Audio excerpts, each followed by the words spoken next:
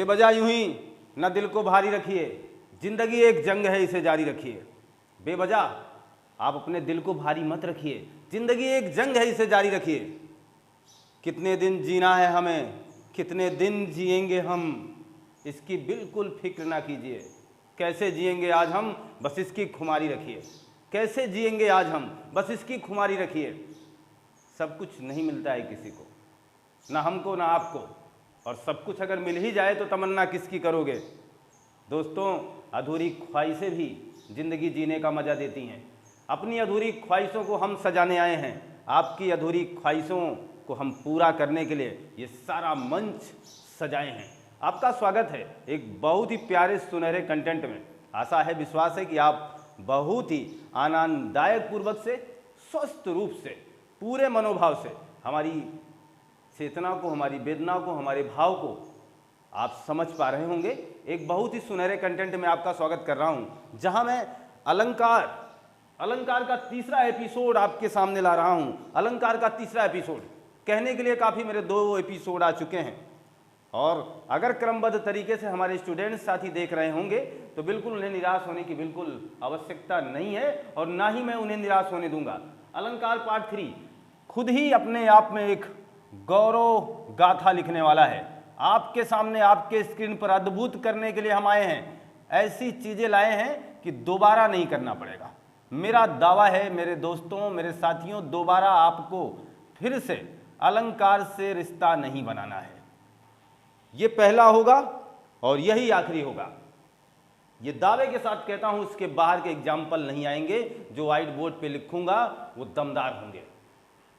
अनुप्रास अलंकार, यानी हम लोग पहले एपिसोड के पहले पार्ट में, अलंकार के पहले एपिसोड में हम लोगों ने केवल अलंकार से परिचय बनाया था।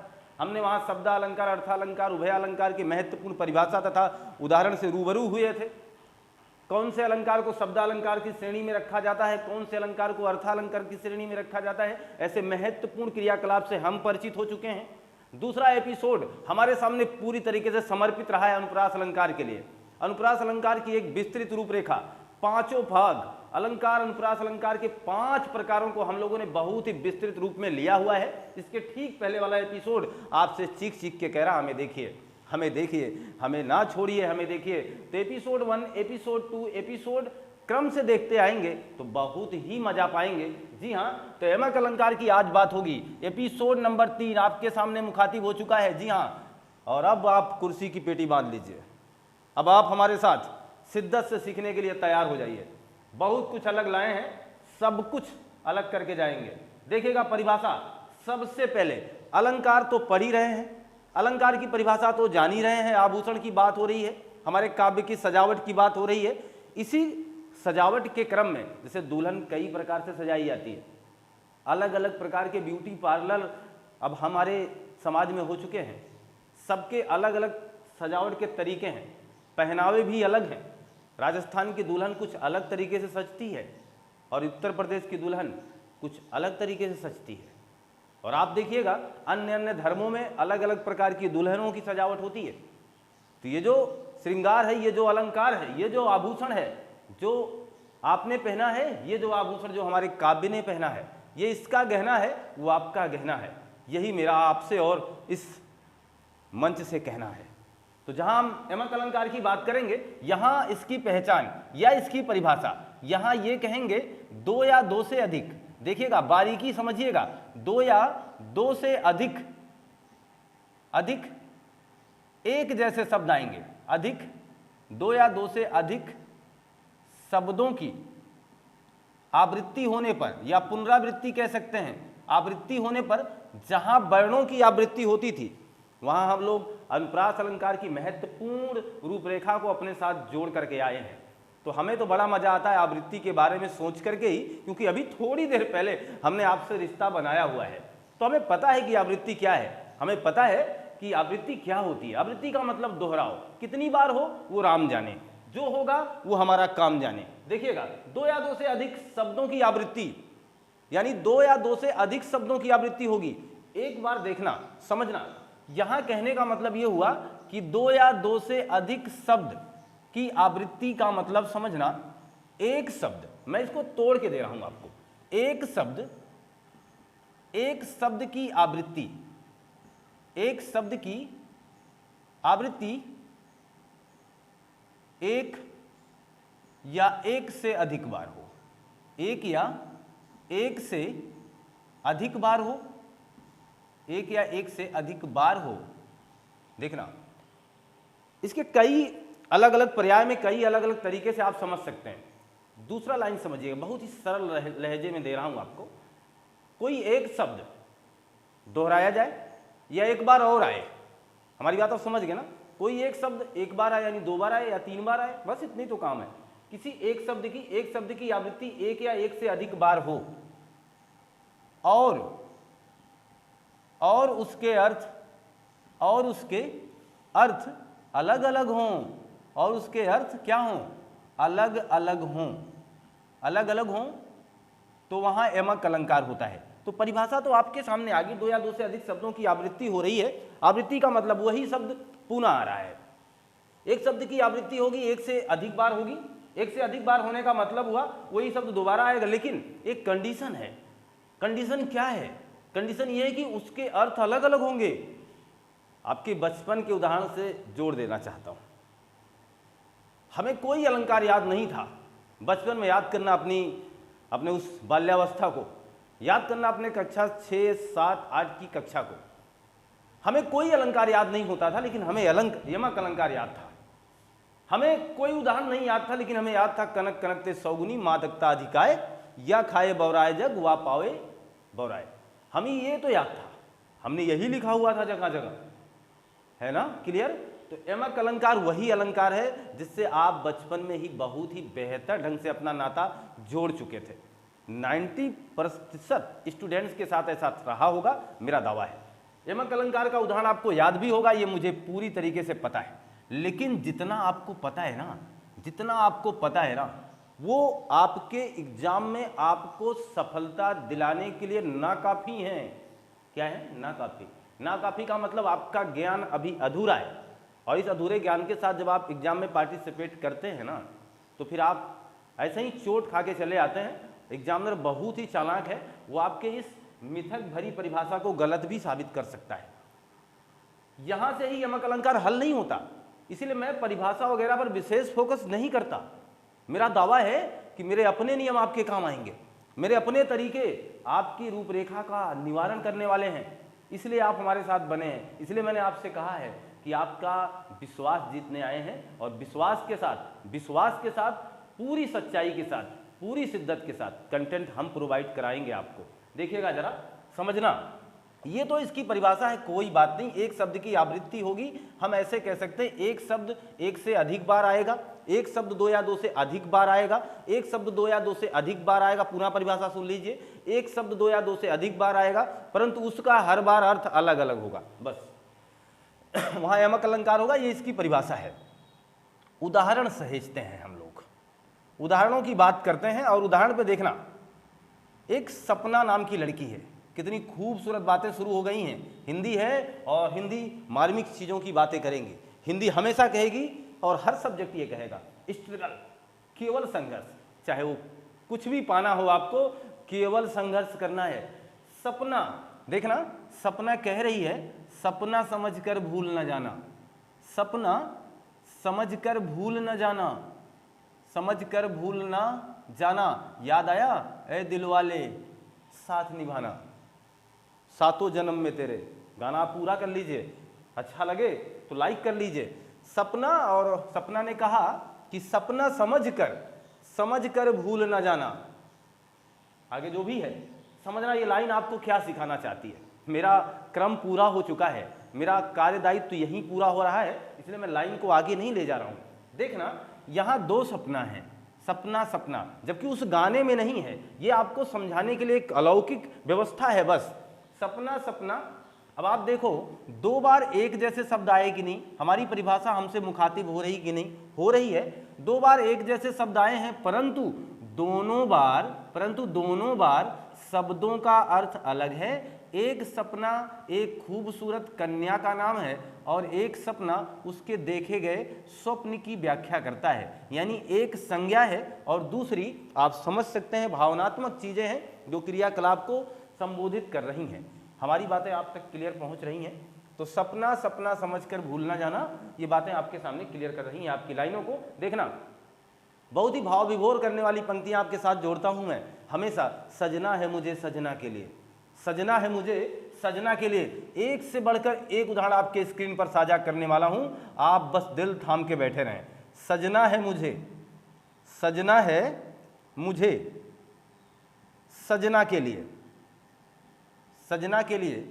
काफी दिनों से संघर्ष कर रहे स्टूडेंट साथियों के लिए ये सुझाव हमारा, काफी दिनों से संघर्ष कर रहे स्टूडेंट साथियों से एक लगाव हमारा और एक क्वेश्चन, एक प्रारूप हमारा, वो हमें बताएं, वो कमेंट बॉक्स में जरूर लिखें। क्या ऐसे प्रश्नों से कभी सामना हुआ आपका कि नहीं हुआ? हमारा तो हो चुका, हमने देखा है ऐसे प्रश्न एग्जाम में आए हुए हैं। इसलिए मैं आपके सामने ऐसे उदाहरणों की सौगात लाया हूं, ऐसे उदाहरण लाया हूं कि कहीं आपको भटकना नहीं है।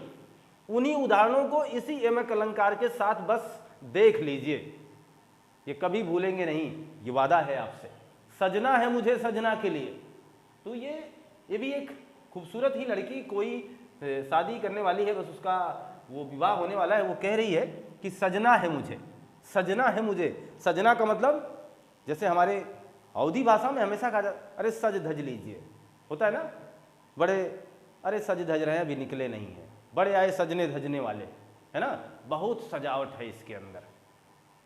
जैसे दो महिलाएं हैं तो आपस में ऐसी व्यंगत वाली बातें होती हैं, कुछ प्रेम वाली बातें होती हैं, अरे सज लीजिए, अरे काफ़ी अच्छी लग रही हैं आप, या फिर ऐसे ही व्यंग भाषा में बड़ा सजती धजती रहती हमेशा। तो वही सजना, वही सजना, सजना का मतलब सजावट। और दूसरा सजना है ना जो हर लड़की की है चाहत, दूसरा सजना वो जिसके लिए ये सजने जा रही है। तो वो बात है, ये साजन यानी उस पति की बात हो रही, मुझे इतना नहीं समझाना है, मेरे हिसाब से आप समझ रहे हैं। और ये सजना सजावट की, दो सजना आए हैं, दो सजना आए हैं, दोनों के अर्थ अलग अलग हम पा चुके हैं, अतः हम लोग यहाँ यमक अलंकार बताने वाले हैं। तीसरा उदाहरण देखिए, आपके बचपन का, कनक कनक ते सौगुनी, मैं सब लिखूंगा, कनक कनक ते सौगुनी, ते सौगुनी। यहाँ आप देख लीजिए, माँ दगता अधिकाय, या खाए बौराए जग व पाए बौराए। यहाँ एक कनक का अर्थ है सोना और एक कनक का अर्थ है धतूरा। दोनों जगह कनक शब्दों का अर्थ अलग हुआ है, शब्द दोहराए गए हैं, आवृत्ति हुई है शब्द की, शब्द दो बार आए हुए हैं, परिभाषा हम सही ठहरा रहे हैं, अभी तक हमारी बातें आपके साथ जुड़ी हुई हैं। देखिएगा, अभी फिलहाल हम बात करेंगे अन्य उदाहरणों की। काली घटा का घमंड गठा, लेखपाल में पूछा गया, काली घटा का घमंड घटा, काली घटा का घमंड घटा। यहां देखिएगा, बहुत ही आसान, काली घटा मतलब काले काले बादल, काले काले बादल आसमान में छाए हैं और कह रहे हैं काली घटा का, जब ये बरस नहीं पाए हैं ना, तो कभी कह रहा है इनका घमंड घटा, घटा का मतलब कम हो गया।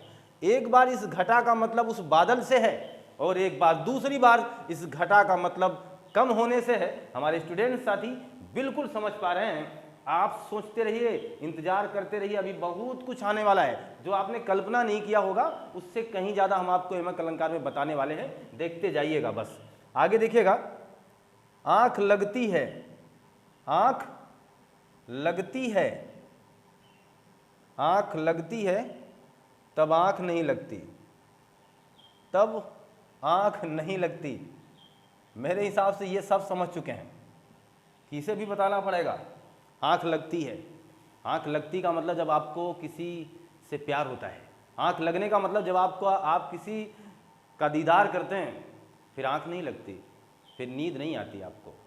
वो बातें हो रही हैं आपके भाव विभोर करने वाली बातें, जो आपके जहन से जुड़ी हुई हैं, जो आपकी सबसे प्राथमिक चीज़ है, जिसमें आप सबसे जल्दी खो जाते हैं। इसमें कोई दो राय नहीं है कि सबसे ज़्यादा आकर्षित करने वाली चीज़ अगर इस दुनिया में कोई है तो सुंदरता। महात्मा बुद्ध जी ने भी कहा था कि ये सबसे ज़्यादा आकर्षित चीज़ है, परंतु इसी आकर्षण को जो रोक ले गया वो अलग बात उनका था। बहरहाल हम लोग उनसे जोड़ करके अपनी शिक्षा को देख रहे हैं, ये बता पा रहे हैं कि आंखें लगती हैं, हमें समझना है। 2 बार आया, देखो आंख लगती है फिर आंख नहीं लगती, ठीक है, आंख लगती है तो फिर इसके बाद कह रहे हैं फिर आंख लगती नहीं। ये चीज़ आप ऐसे कर सकते हैं, आंख लगती है फिर तब आंख नहीं लगती, आंख लगती नहीं, इसको पीछे कर दें तो फिर आप समझ पाएंगे। इस तरीके देखिए, आंख लगती है, यहां भी आंख लगती है, इतना मिला ना, आंख लगती आंख लगती, तो दोनों बार आंख के लगने का अर्थ अलग है, दोनों बार। एक बार तो आपको प्यार हुआ है, दूसरी बार आपकी आंखों से नींदों का वो जाना हुआ है और अब आपकी आंख नहीं लग पा रही, यानी आपको नींद नहीं आ रहा है, और ये बात आप समझ चुके हैं। अगला उदाहरण देखिएगा, सबकी बेगम बेगम है। बड़े घमंड के साथ लोग कहते नहीं है, कोई कह दिया कि मेरी पत्नी बड़ी खूबसूरत है, तो किसी दूजे ने बड़े बेहतर ढंग से जवाब दिया कि सबकी बेगम बेगम है यार, सबकी बेगम बेगम है। ये देखिएगा, ये नहीं कह सकते हो कि तुम्हारी ही बेगम बेगम है, सबकी बेगम बेगम है, यानी सबकी पत्नी अपने आप में महारानी है, सबकी पत्नी अपने आप में महारानी है, यानी सबकी बेगम बेगम है।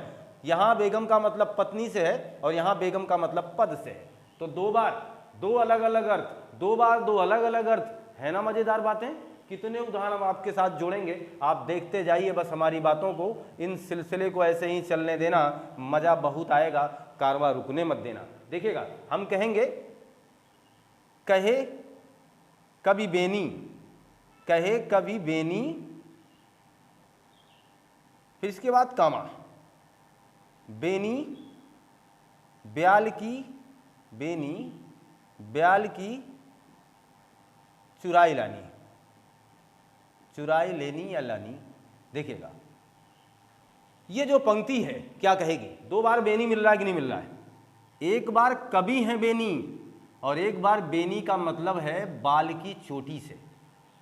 मजा है ना, दोनों बार अलग अलग अर्थ आए हैं कि नहीं आए हैं, आए हैं ना। स्टार उदाहरण है ये सब, ये ऐसे उदाहरण जो आपके एग्जाम में पूछे गए हैं और पूछे भी जाएंगे। मुझे पूरा विश्वास है कि आप हौसले के साथ जुड़े हुए हैं और आपको पूरा आनंददायक एपिसोड के इस महत्वपूर्ण क्रियाकलाप का मजा आ रहा होगा। हम बात करेंगे अगले उदाहरण की, माला फेरत, माला फेरत जुग, जुग भया, माला फेरत जुग भया, मिटा न मन का फेर, मिटा न मन का फेर। देखिए, माला फेरत जुग भया, मिटा न मन का फेर, मिटा न मन का फेर। आगे देखिए, कह रहे हैं कर का, कर का मन का, मन का डारी दे, मन का, मन का, मन का फेर। ये चीज, अब ये परिभाषा देखना, वो चीज सिद्ध करेगा जो यहां लिखा 2 या यानी 1 से अधिक बार आवृत्ति हो, या वो कोई शब्द 2 या 2 से अधिक बार आए, इसलिए उस परिभाषा में ऐसा किया गया। अभी तो आपने देखा होगा कि 2 ही शब्द ज्यादातर उदाहरणों में शामिल हो रहे हैं, लेकिन अब हमारी परिभाषा को एक सिद्धि प्राप्त होगी, अब हमारी परिभाषा पूरी तरीके से अब गोते खा रही होगी कि हम सही हो रहे हैं। तो यहाँ 2 या 2 से अधिक बार आ गया शब्द, देखना मन का 2 बार आया, ये फिर इसके बाद मन का यहाँ लिखा गया। लेकिन समझना, जब आएंगे अधिक बार कोई बात नहीं, अर्थ क्या होंगे अलग। समझना, इस मनका का मतलब क्या है, माले से जो पहना जाता है, और इस मनका का मतलब होता है मन माने हृदय, आप कह सकते हैं, और का मतलब का, मन का यानी आपके मन का, आपके हृदय का। तो दोनों ही मनका का, दोनों ही मनका का अर्थ अलग अलग आया है कि नहीं आया है, आया है, दोनों ही मनका का अर्थ अलग अलग आया है।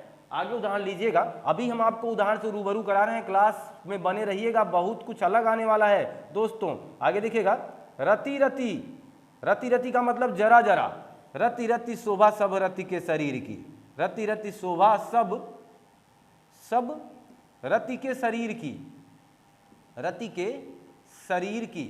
यहां देखना, इस रति रति का मतलब होता है जरा जरा, यानी थोड़ा थोड़ा, और इस रति का मतलब है कामदेव से, यानी रति रति शोभा सब रति के शरीर की, जरा जरा सी शोभा है लेकिन कामदेव के शरीर से सब फीका है ना। रति रति शोभा सब रति के शरीर की। अगला उदाहरण देखिएगा, अगला उदाहरण है आपके स्क्रीन पर मैं सजा रहा हूं, भजन, भजन कहो, कहो ताते भजो, तात्यो भजो, ये चीज फिर इसका कामा होगा। इसके बाद रहेगा भज्यो न एको बार, भज्यो न एको बार, ये चीज। एक बार भज्यो का मतलब भजन से है, भजन कहो तात्यो भजो, यानी उस भजन को आपने कभी किया नहीं, और भज्यो न एको बार, और दूसरी बार उस भज्यो का मतलब है करना, यानी एक बार भज्यो का अर्थ भजन से और दूसरी बार इसी भज्यो का अर्थ किससे है, करना से है। ये जो उदाहरण सजा रहे हैं ना, ये उदाहरण आपके एग्जाम में पूछे जा चुके हैं, इसीलिए मेरा दावा है, मेरा विश्वास है, मेरी उम्मीद है कि इनसे बाहर से नहीं आएंगे। यमक अलंकार एग्जामिनर पूछेगा ना, तो इन्हीं से उनको पूछना पड़ेगा, इन्हीं उदाहरणों से इन्हें लाना पड़ेगा। मैं आपको बता रहा हूँ, एक विश्वास के साथ बता रहा हूँ कि अभी बहुत कुछ अलग देने वाला हूँ, अभी बस बने रहिए। अभी मैं यमक अलंकार की 2 भाग बताने वाला हूँ जो आपको पहली बार मिलेगा। आप इसका स्क्रीनशॉट लीजिए। ये मान के ना कि आपने स्क्रीनशॉट ले लिया होगा। अब खास बातें हमसे जुड़ने का फायदा क्या होगा, अब खास वो बातें जो आपके लिए बहुत ही जरूरी हैं। हमारी कोशिश हमेशा अलग है, हमारा जो वादा है आपसे वो बिल्कुल अलग है। देखना, यमक अलंकार के 2 महत्वपूर्ण पार्ट को पहली बार मैं दिखाऊंगा, और देखना बिल्कुल अलग करके। एक तो अभंग, अभंग यमक अलंकार। अभंग में क्या पढ़ेंगे, बहुत ही आसान बातें हैं। और हम लोग सभंग में क्या पढ़ेंगे, सभंग में। अभंग और सभंग 2 महत्वपूर्ण इसके पार्ट हम लोगों को देखना है यमक अलंकार के। उदाहरण वही रहेंगे, अब तो प्रकार बना रहे हैं, पहले हमने आपको उदाहरण से पूरी तरीके से नहला दिया है, अब समझेंगे हम। देखिएगा, अभंग की बात करेंगे जब शब्दों में कोई भंगता ना हो, शब्द कहने का मतलब दूर ना हो। शब्द, अभी आपने परिभाषा में देखा था कि 2 शब्द एक जैसे आएंगे, कहीं कहीं 3 हो जाएंगे, कोई बात नहीं, इससे 90% सही हो जाएंगे। 2 शब्द एक जैसे आएंगे। ज्यादातर उदाहरण तो आपको ऐसे ही मिला है ना, एक आध बार किसी विशेष कंडीशन में आपको 3 शब्द मिल गए, कोई बात नहीं। यहां समझना, 2 शब्द एक जैसे आए और दोनों बार इनके अर्थ क्या क्या हुए, अलग अलग हुए। लेकिन आप देखो, इतनी ही परिभाषा हमको सही नहीं बनाएगी। जब हम सभंग पढ़ेंगे ना, तो फिर हमें समस्या, इस परिभाषा में सुधार करने की आवश्यकता दिखेगी। आवश्यकता यह है कि परिभाषा ये कहनी चाहिए, जब 2 शब्दों का उच्चारण एक जैसा हो किसी पंक्ति को पढ़ते समय। देखना, इसलिए मैंने कहा अब मैं अपने विचारों से जोड़ने आया हूं, तो जो छोड़ के चले गए क्लास वो पाए कहां अभी। अब देखना, ये तो परिभाषा पुरानी होगी, अब हमारी बात देखिएगा। 2 शब्दों का उच्चारण या 2 से अधिक शब्दों का उच्चारण, ये समझ जाइए, 2 शब्दों ब्रैकेट में 2 से अधिक, ये भी लिख दे रहा हूं, अधिक। 2 शब्दों का उच्चारण एक जैसा हो, उच्चारण एक जैसा हो, एक जैसा हो, और उनके अर्थ अलग हों, और उनके अर्थ अलग हों, और उनके अर्थ अलग हों। ये परिभाषा 100% सही बैठेगी। 2 या 2 से अधिक शब्द हों, किसी पंक्ति को पढ़िए आप। आज से आपकी वो जो गलती वाले होने वाले चांस 2017 की जो यूपी टेट की परीक्षा में आप गलती करके आए हैं ना, उस गलती को अब नहीं होने देंगे हम। 2017 यूपी टेट, सुपर टेट, यहां तक कि जूनियर टेट में ये प्रश्न हमेशा हाईलाइटेड रहा, और अभी आपके स्क्रीन पर मैं सजाऊंगा। लेकिन अब वो गलती नहीं होगी अगर आप ध्यान से सुन रहे हैं, एकाग्रचित होकर के। तब ये पूरी कक्षा हर प्रतियोगी परीक्षा के 1 डे एग्जाम के लिए समर्पित है। जहां आप किसी भी 1 डे एग्जाम की तैयारी कर रहे हैं, जहां हिंदी व्याकरण पूछा जा रहा है, तो पूरा विश्वास करिए, रामबाण इलाज दे रहे हैं, कोई दिक्कत नहीं। ले जाइए, विश्वास के साथ जाइएगा, एग्जाम में पार्टिसिपेट करिएगा। आप हंसते हुए बाहर ना निकले तो फिर कहिएगा। यहां देखिए, 2 शब्दों, 2 या 2 से अधिक शब्दों का उच्चारण एक जैसा हो और उनके अर्थ अलग अलग हो। ये अब निजी परिभाषा है, ये अब निजी है और 100% सही है, सिद्ध करके दिखाऊंगा। देखना, ये मामला देखिएगा। अभी यहां समझिए, एक उदाहरण आपके सामने लिखूंगा। सूर सूर तुलसी शशि, सूर सूर तुलसी शशि, उडगन केशवदास, और अब के कवि खगोत्सम जहां करत प्रकाश। ये पंक्ति आपने पढ़ी होगी। सूर सूर तुलसी शशि, कहना है कि सूर सूर्य के समान है। लो, यही हो गया, यही हो गया यमक अलंकार। 2 शब्द एक जैसे हैं कि नहीं, है ना? 2 शब्द एक जैसे हैं, लेकिन मेरी परिभाषा क्या कहती है, दो शब्दों का उच्चारण एक जैसा हो। पढ़ के जरा देखना, सूर सूर, क्या पढ़ने में कोई त्रुटि है क्या मेरे? क्या हम लोग दोनों शब्दों का उच्चारण एक जैसा कर रहे हैं कि नहीं कर रहे हैं? कर रहे हैं ना।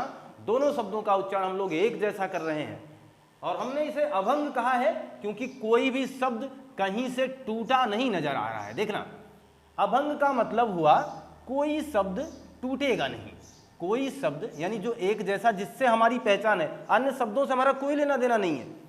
कोई शब्द कहीं से टूटेगा नहीं, कहीं से टूटा नहीं होगा।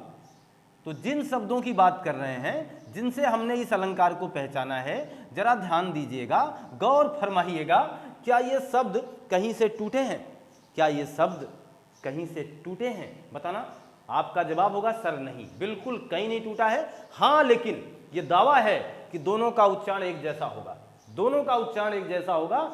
अतः ये परिभाषा अभी तक ठीक चल रही है। आपके मन मस्तिष्क में बात आ रही होगी, सर इसके पहले भी तो सही था। अभी देखना, तो सूर सूर तुलसी, यानी एक सूर का मतलब आपके सूरदास से है, और इस सूर का मतलब सूर्य से है। और तुलसी की तुलना किससे की गई थी? चंद्रमा से, कि यानी वो चंद्रमा के समान है। और उडगन केशोदास, वो केशोदास जी तारा घट के समान है। बाकी जो कवि है वो छिटके मुटके तारों के समान है, जहां मर्जी तहां प्रकाश फेंकेर देते हैं। ठीक है, आगे समझिएगा। ये जो उदाहरण आपके स्क्रीन पर मैंने साझा किया, ये बहुत ही बेहतरीन उदाहरणों में से एक था। कोई भी उदाहरण उठा लो आप। जैसे अभी हमने लिखा था, सजना है मुझे सजना के लिए, सजना है मुझे सजना के लिए, ये भी अभंग है। सजना के लिए ये भी अभंग उदाहरण है, अभंग है। क्योंकि आप देखिए, दो शब्द आपको दिख ही रहे हैं, दोनों का उच्चारण एक जैसा हो भी रहा है।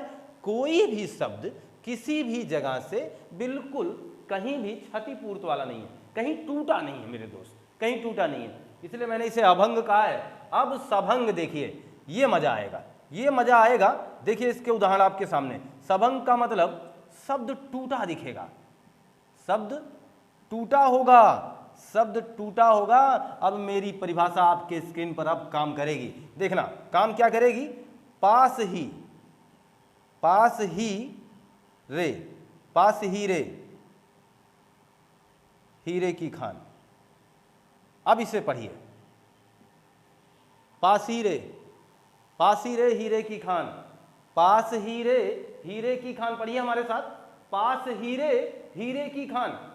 जब मैं इस लाइन को पढ़ रहा हूं, क्या मैं दो शब्दों का उच्चारण एक जैसा कर रहा हूं?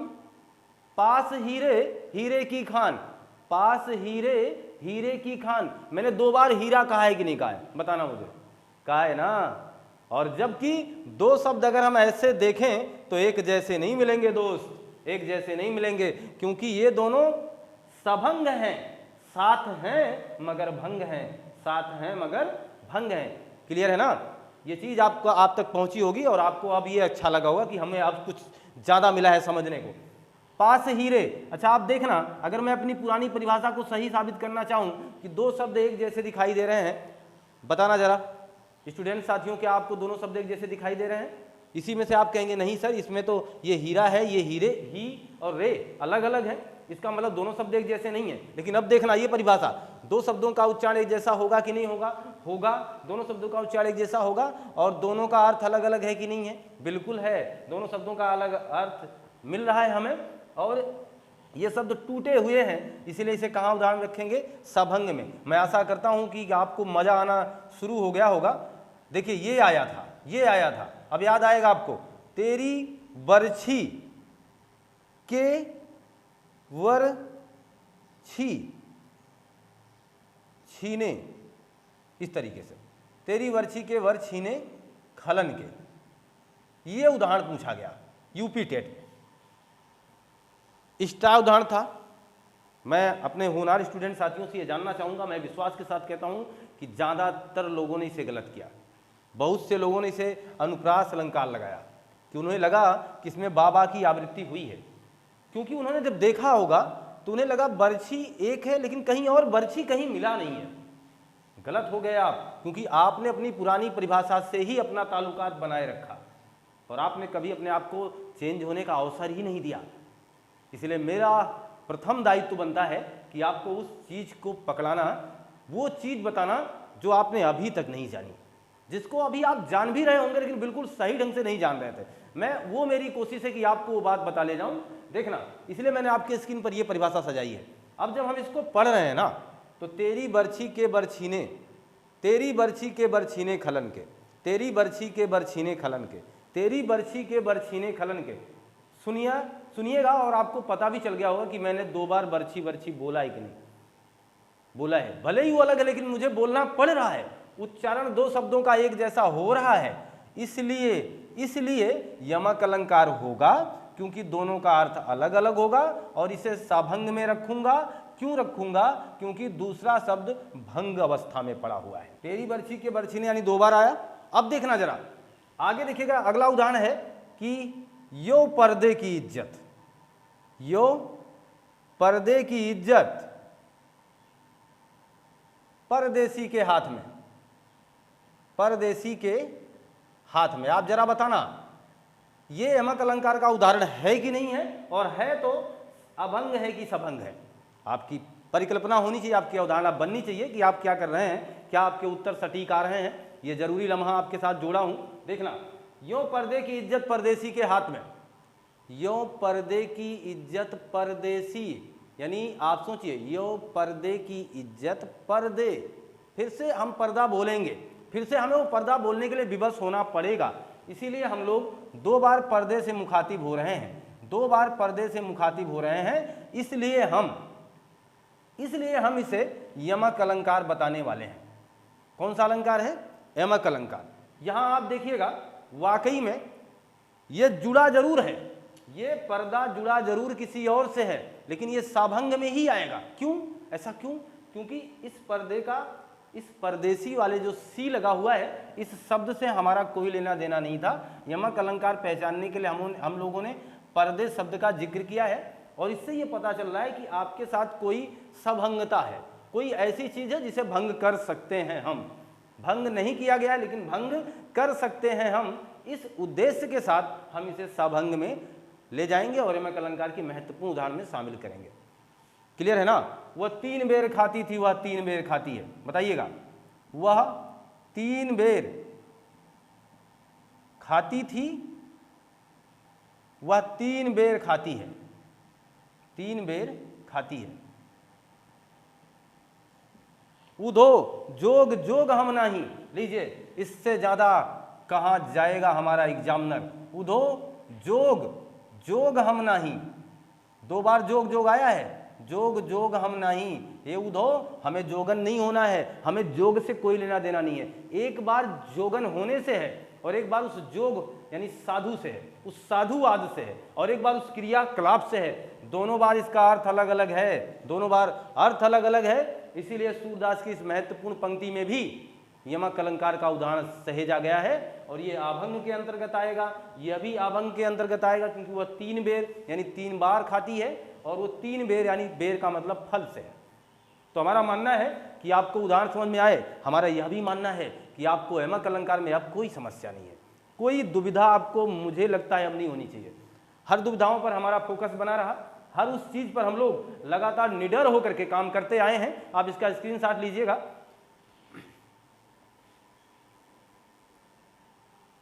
तो अब ये मान चलते हैं कि आपको सारा मामला क्लियर कर पाए हैं, सारी बातों को बहुत ही बेहतर ढंग से हम बता पाए हैं। और यमक अलंकार अब आपको पुनः नहीं पढ़ना है। यमक अलंकार अगर आपने इतना टाइम दिया है ना, इसलिए मैंने कहा है टाइम दीजिएगा, बहुत कुछ लीजिएगा, और बगैर समय के कुछ नहीं होता। समय बर्बाद नहीं करना है, लेकिन समय का सदुपयोग जरूर करना है। एक बार खर्च करिएगा, बार बार खर्च नहीं करना पड़ेगा, अन्यथा बार बार एक बार यमक अलंकार कुछ ऐसा पढ़ के आओगे, दोबारा फिर इसमें हीरे और हीरे की खान में फंस जाओगे, तेरी बर्छी वाला गलत करके चले आओगे। इसलिए हमें एक बार टाइम देना है, और उस टाइम को भरपूर देना है और बेहतर लेना है। जी हाँ, आशा विश्वास हमें कंटेंट आपको अच्छा लगा, आशा विश्वास हमारा ये भाव बेहतर रहा। हमारा विश्वास है कि हम आप तक ये प्रेषित कर पाए हैं, हूबहू आपने इसे समाहित कर लिया होगा अपने हृदयगत गहराइयों, अपने मस्तिष्क की गहराइयों में। अगर ऐसा हुआ है तो आपका लाइक शेयर सब्सक्राइब बनता है दोस्त। लाइक करना मत भूलिएगा, शेयर करना मत भूलिएगा। मिलते हैं हम आपसे नए कंटेंट में। पढ़ते रहिए, मस्त रहिए, स्वस्थ रहिए। आपका दिन शुभ हो। आपको बहुत बहुत धन्यवाद।